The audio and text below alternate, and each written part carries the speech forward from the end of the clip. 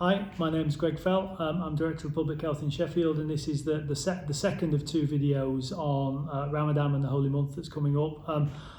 I guess I'd start with the question that I often get asked: are people from black and minority ethnic communities more at risk from COVID-19?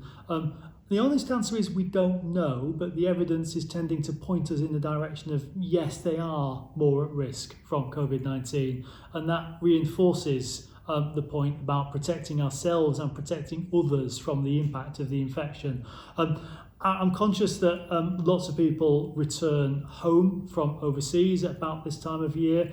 They may be coming from a part of the world where the lockdown, if there is a lockdown, is very, very different, and the advice from government is very, very different to what it is in the UK. So it's important that those that are coming back from overseas know what the advice currently is, and that if you're welcoming them back to your household, you tell them what the advice is. So briefly to reiterate, it's stay at home and stay safe. Don't leave the house, don't visit family or friends. You should leave the house to shop for basic necessities. Yes, you can leave the house to exercise, for a run, walk, cycle, whatever exercise you wish to do, or for a medical need, but to travel to and from work, but where that work can't be done from home. If you are leaving the house, make sure you keep distance 2 meters apart from others. And again, the most important thing is hand washing. Regular hand washing with hot soap and water significantly reduces the risk of infection. It's worth a note on the vulnerable people who may live with you.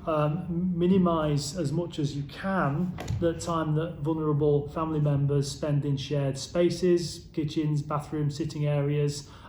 Aim to keep apart if you can. Sleep in a different bed if possible. Wash hands frequently, because that again reduces the risk of infection. Young people have lots and lots of ways of communicating with their friends, and I'd ask you to encourage them not to be allowed or not to socialise in person or to meet up with their friends, because again that becomes an ideal opportunity for viruses to spread from one household to another, which is particularly important if you're living in a multi-generation household with small children, older children, adults, and then grandparents all in the same household. We really want to keep infection away from those kinds of households as if at all possible. And anyone can catch this virus. Whilst those who are older and more vulnerable medically are more likely to be severely impacted, anyone can catch this. I can carry this virus around on my hands just as much as anyone else can.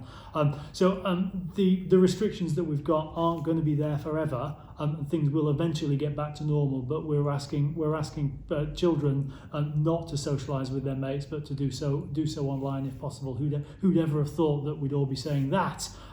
The last thing, there's the particular concern in Sheffield and beyond that people aren't using the NHS when they really should. And it's worth me saying that there is lots of capacity within the NHS for face-to-face appointment and over-the-phone appointment.